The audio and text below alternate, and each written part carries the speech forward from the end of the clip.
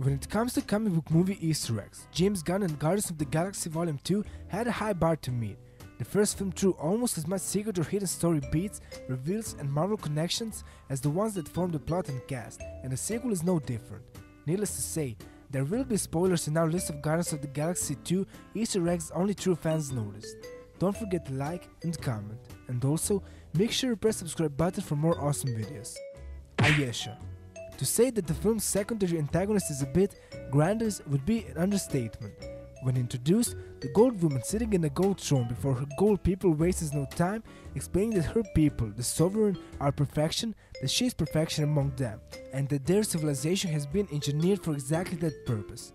The film itself doesn't give much backstory or insight into this woman's existence or motivations, but her name is enough for Marvel Comics fans to see where the film is headed before it gets there. She's Ayesha, and for the larger world of Marvel's cosmic characters, she's a biggie. The planet Berhard. As the Guardians are fleeing from the sovereign forces, Gamora knows that a nearby planet can be jumped to for safety.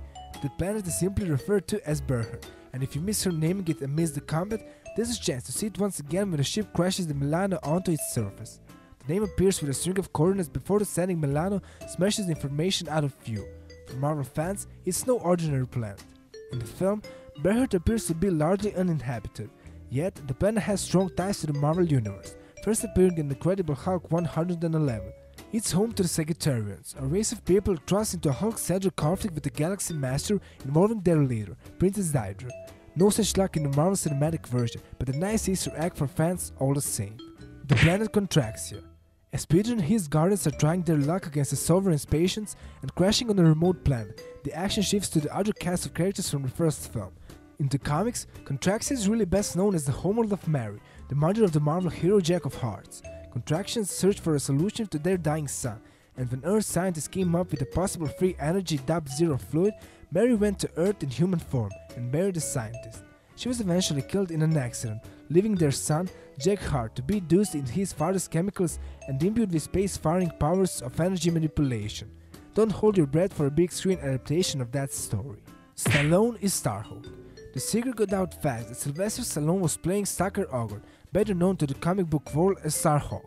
In the original incarnation of the Guardians of the Galaxy, Starhawk was just one of many cosmic heroes claiming the Guardians' name, operating as pseudo-stand-ins for other Marvel characters in the far-off future of the 31st century. Marvel went with the modern version of the team that came years later when it came time to join the MCU, but Guardians Volume 2 gives the original Guardians new life, beginning with Starhawk. The character is revealed first when Yondu refers to him as Stalker, but audiences soon learn that he is one of the original, or elite members of the Ravagers, not the Guardians. Yondu and Starhawk were partners in the original version of the team, so the exile is something new. And although Stalker remains in his human form from this time around, there's a reason to hope for a more full power transformation. Yondu completes his look. Speaking of that prototype Finn, it's a far more regular replacement than the low, block-eared mohawk sported by Yondu in the original movie. At the time, the silent mohawk was explained as reimagining of his comic book counterpart. It was shorter than Yondu's ostentatious, massive head Finn from the Guardians comics, but all in the name of fitting the more grounded, or at least less glamorous life of a scavenger and mercenary. That, and it also glowed to show how Yondu could control his arrow telepathically, guided by whistles. The sequel saw Yondu shuffled out of the living universe, but director James Gunn made sure to give him his true Finn in all his glory before that. It's fitting too, as Yondu truly joins the ranks of the Guardians of the Galaxy and embraces a righteous path. Only then is he granted the proud, powerful Finn that was reserved for the hero of Marvel Comics, perhaps more poetic than the usual custom upgrades sequels tend to bring. Cronin Kamel. Elsewhere in the Guardians' montage of space jumps, a quick flit through the atmosphere of a barren, alien world shows what appears to be a battle to the death in action. The fighters are two large, rocky-looking behemoths with a standing fighter brandishing a massive stone club. In Marvel speak, that's exactly how you would describe the race known as the Cronins, already glimpsed in the MCU, with one of the rock monsters attempted to best Thor in the Dark World's opening battle. The armor even looks the same in both cases. That armor look is typically associated with Korg, a character introduced as an opponent of Thor without much backstory, before being retconned into his very own character, playing a memorable part in the Planet Hulk storyline.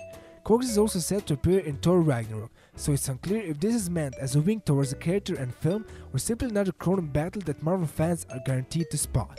The planet's face. Rocket and Yondu's arrival carries a sense of foreboding with it. following Hot on the hills of Gamora and Nebula's discovery of a cave filled with bones. As the trio descend to the surface, they approach from the opposite side as Ego initially welcomes Star-Lord, Gamora and Drax to his planet, and from that angle it's clear to see Ego's eyes, nose and mouth showing the planet to be a living entity, perfectly in keeping with the comic book version. It's easy to see why it was left out of the initial reveal, since seeing a planet in the face of Kurt Russell would have been not only silly, but telling. It's only when they land that Ego informs his guest of his origin story, maintaining his persona of an affectionate, caring and loving influence. A massive, emotionless, unblinking face of a planet sends the opposite message, even if we really do want to know how that majestic goatee would have been carried over to a planetary scale. Yondu's troll doll.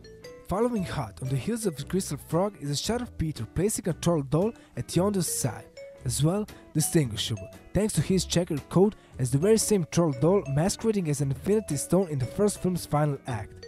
It might seem a bittersweet trinket, since it was Star-Lord's deception that landed that Infinity Stone in his hand to begin with, but the second film makes it clear that Yondu saw that betrayal differently, since it was suicide to even open up the container and view the Infinity Stone instead of simply selling it. Yondu had to suspect that the boy he mentored had pulled a fast one on him, but when the troll doll was revealed, Yondu could only grin.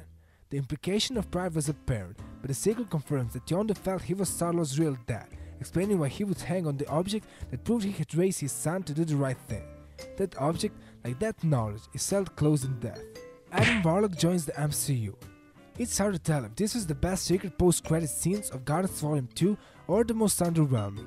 Not for lack of punch or story potential, but the amount of people explicitly stating that Adam Warlock would join the MCU, or had already. For the newbies, Adam, or simply him, was the first creation of the Ankler. The perfect creation, and imbued with the Soul Infinity Stone, Adam Warlock remains one of the most respected stories in Marvel's entire cosmic universe.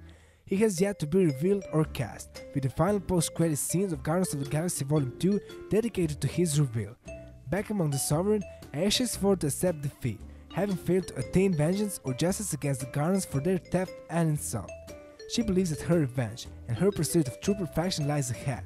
Literally, it lies in front of her, in a new kind of birthing pot, promising to create a new kind of golden, perfected being, one she will call simply Adam.